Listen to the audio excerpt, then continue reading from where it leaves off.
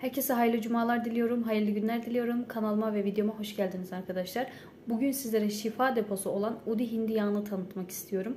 Ben bu yağı bir tavsiye üzerine aldım. Kızımda aşırı derecede bir öksürük vardı. Öksürüğe iyi geldiğini duydum.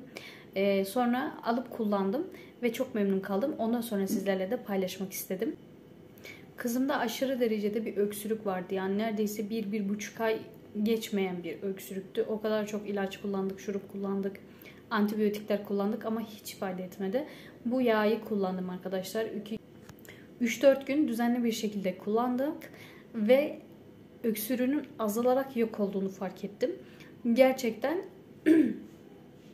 neredeyse tamamen kesti.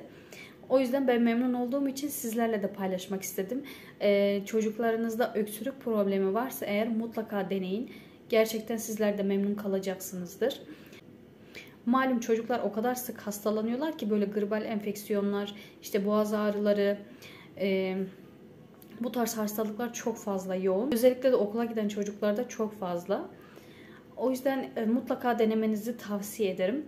Ben bu yağı duyduğumda ismi ilk başta bir tuhafıma gitti. Sonra araştırdım.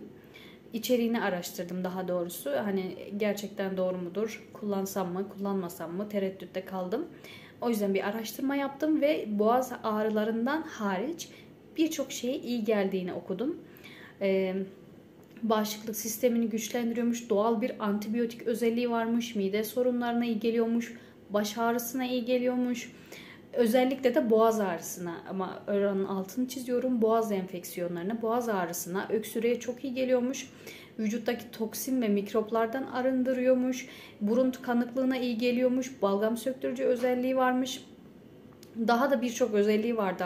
Ben böyle yağ olan şeklini aldım. Ama bunun tozu da var. Tozunu da bal veya pekmeze karıştırıp da yenilebiliyor. Ama ben hani kızıma vereceğim için onu yiyemez diye düşündüm. Böyle yağ olan şeklini aldım. Sabah ve akşam olmak üzere 10'ar damla olarak kullandım ben arkadaşlar.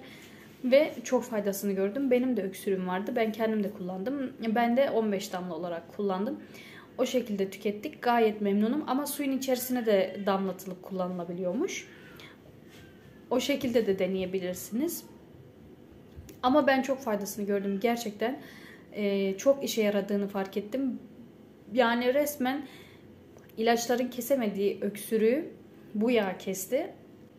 Sizlere de tavsiye ediyorum. Mutlaka deneyin. Umarım memnun kalırsanız. Eğer deneyip de memnun kalırsanız da yorumlara yazın arkadaşlar. Çok memnun olurum. Hoşça kalın. Allah'a emanet olun. Başka bir videoda görüşmek üzere.